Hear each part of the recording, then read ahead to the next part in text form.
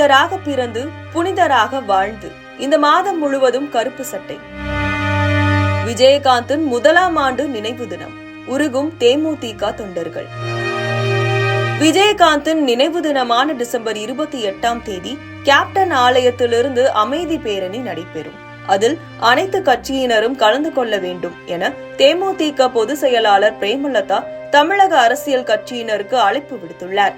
Captain ஆலயம் முதலாம் ஆண்டு குரு பூஜை என தேமுதிக தொண்டர்கள் இப்போதே விஜயகாந்தின் நினைவு தினத்துக்கான வேலைகளை தொடங்கிவிட்டனர்.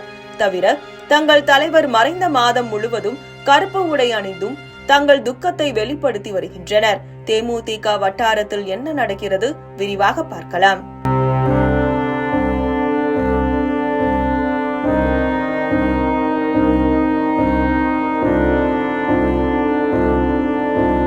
உடல்நலக்குறைவால் பல ஆண்டுகள் கள அரசியலில் இருந்து சற்று ஒதுங்கியிருந்த தேமுதிக தலைவர் விஜயகாந்த் கடந்த ஆண்டு டிசம்பர் 28ஆம் தேதி சிகிச்சை பலனின்றி உயிரிழந்தார்.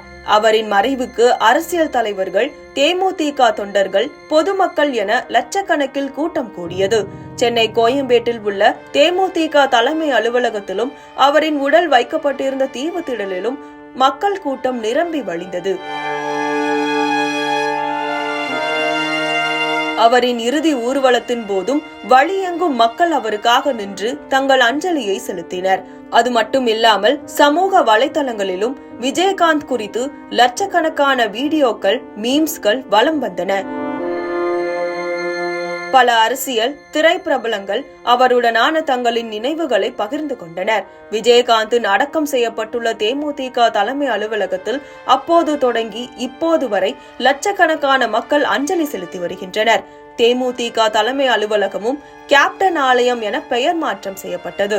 விஜயகாந்த் டிரஸ்ட் வழியாக தினமும் ஆயிரக்கணக்கான மக்களுக்கு அன்னதானமும் வழங்கப்பட்டு வருகிறது.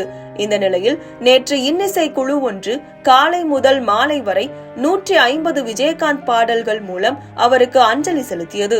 அந்த நிகழ்வில் தேமுதிக பொதுச் செயலாளர் பிரேமலதா கலந்து கொண்டார். வரும் 28ஆம் தேதி கேப்டனின் நினைவு நாளை முன்னிட்டு அவருக்கு அஞ்சலி செலுத்தும் வகையில் அமைதி பேரணி நடத்தி அவரின் திருவுருவ சிலைக்கு மரியாதை செலுத்தவிருக்கிறோம். தலைமை கழகத்தின் மூலம் பத்திரிகையாளர்களுக்கும் அரசியல் கட்சிகளுக்கும் அழைப்பு விடுக்கிறோம். திமுக, அதிமுக, பிஜேபி, காங்கிரஸ், பாமக, விசிக, மதிமுக, கம்யூனிஸ்ட் கட்சி தலைவர்களுக்கு நேரடியாக அழைப்பு விடுக்க இருக்கிறோம். மனிதராக பிறந்து புனிதராக வாழ்ந்து இன்று அனைத்து மக்கள் மனங்களிலும் கட்சி, சாதி, மதத்துக்கு அப்பாற்பட்டு வாழ்ந்து கொண்டிருக்கிறார். அனைவரும் வந்து அஞ்சலி செலுத்தும் நிகழ்ச்சியில் கலந்து கொள்ள வேண்டும் என அழைப்பு விடுத்திருக்கிறார் பிரேமலதா. இது ஒரு புறம் இருக்க, தேமுதிக துணை செயலாளர், முன்னாள் சட்டமன்ற உறுப்பினர் பார்த்தசாரதியில் தொடங்கி பல கட்சி நிர்வாகிகள் இந்த மாதம் முழுவதும் கருப்பு உடை அணிந்து துக்கத்தை அனுசரித்து வருகின்றனர். தவிர சமூக வலைதளங்களிலும் சுவர் விளம்பரங்களிலும் குரு பூஜை குறித்து விளம்பரம் செய்து வருகின்றனர். இது குறித்து தேமுதிக கட்சி வட்டாரத்தில் பேசும்போது, கேப்டன் தன்னுடைய மறைவின் மூலம் எங்கள் கட்சிக்கு புத்துயிர் ஊட்டினார். கட்சியிலிருந்து ஒதுங்கியிருந்த பல தொண்டர்கள் கேப்டன் மறைவுக்கு பிறகு மீண்டும் களத்துக்கு வந்தனர். விருதுநகரிலும் கூட எங்கள் தம்பி விஜய பிரபாகரனுக்கு லட்சக்கணக்கான மக்கள் வாக்களித்தனர். ஏறக்குறைய எங்கள் தம்பி அங்கு வெற்றி பெற்ற மாதிரிதான். கேப்டன் மறைந்து ஓராண்டு ஆகிவிட்டது. மீண்டும் லட்சக்கணக்கான தொண்டர்கள் ஒன்று கூடவிருக்கிறோம்.